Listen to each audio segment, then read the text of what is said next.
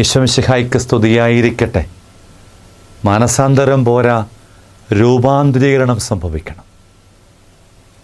മാനസാന്തരത്തിൽ മാത്രം ജീവിച്ച് കടന്നു പോകാൻ അല്ല നോമ്പ് നമ്മളെ വിളിക്കുക.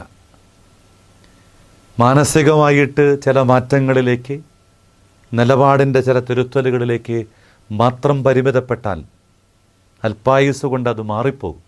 എന്നാൽ രൂപാന്തരപ്പെടണം. ഇന്നോളമുണ്ടായിരുന്ന എൻ്റെ രൂപത്തിന് പ്രകടമായൊരു വ്യത്യാസമുണ്ടാകാൻ തക്ക വിധത്തിൽ നോമ്പിലൊന്ന് മാറാൻ കഴിയുമോ?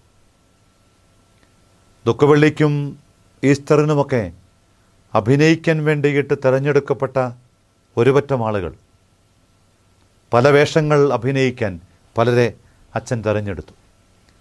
ക്രിസ്തുവാകാൻ തിരഞ്ഞെടുത്തവൻ അതീവ ശ്രദ്ധയോടുകൂടിയിട്ട് നോമ്പ് നോക്കി പരിത്യാഗത്തിൻ്റെ പുണ്യവഴികളിലൂടെ സഞ്ചരിച്ച് സമാനമായ ആത്മീയ ചൈതന്യത്തിൽ ഒരുങ്ങി. മറ്റുള്ളവരുമൊക്കെ ഒരുങ്ങി. നോമ്പിൻ്റെ ഒടുവിൽ ദുഃഖവെള്ളിയിലും ഉത്ഥാനത്തിലുമൊക്കെ തൻ്റെ റോള് നന്നായിട്ട് സ്റ്റേജിൽ അഭിനയിച്ചവൻ പൂർത്തിയാക്കി. ഉത്ഥാനം കഴിഞ്ഞ് ബാക്കിയെല്ലാവരും പഴയ ജീവിതത്തിൻ്റെ വഴികളിലേക്ക് ചുവടുമാറ്റിയപ്പോഴും ഇവൻ ഒരു തീരുമാനത്തിലേക്ക് എത്തുകയാണ്. ഞാൻ ഇനി ഇങ്ങനെ തന്നെ ജീവിച്ചോളാം. ക്രിസ്തുവിൻ്റെ സമാനതകളെ ചങ്കിൽ ഏറ്റിയതുപോലെ ക്രിസ്തുവിൻ്റെ മറുരൂപമായിട്ട്.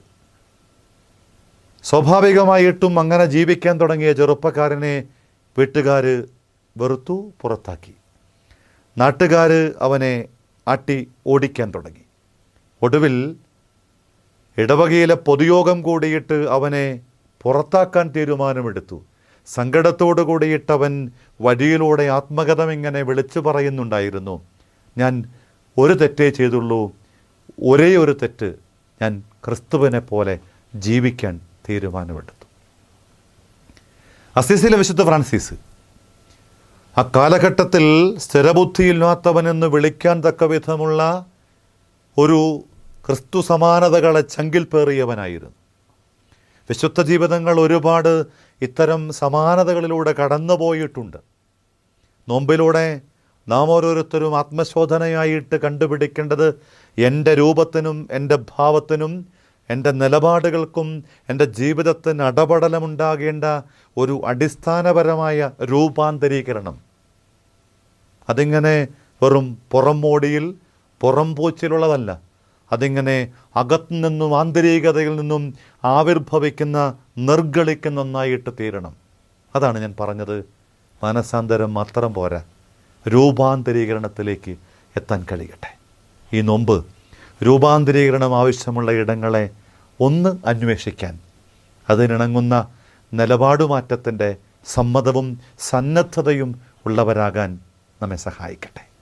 നമ്മുടെ കർത്താവ് ഈശോ മിശിഹായുടെ കൃപയും പിതാവായ ദൈവത്തിൻ്റെ സ്നേഹവും പരിശുദ്ധാത്മാവിൻ്റെ സഹവാസവും രൂപാന്തരീകരണത്തിനു വേണ്ടി മാനസാന്തരത്തിൽ നിന്ന് മാറാനുള്ള കൃപയ്ക്കായി നമ്മെ ശക്തിപ്പെടുത്തട്ടെ, ഇപ്പോഴും എപ്പോഴും എന്നേക്കും. ആമേൻ. ഈശോ മിശിഹായ്ക്ക് സ്തുതിയായിരിക്കട്ടെ.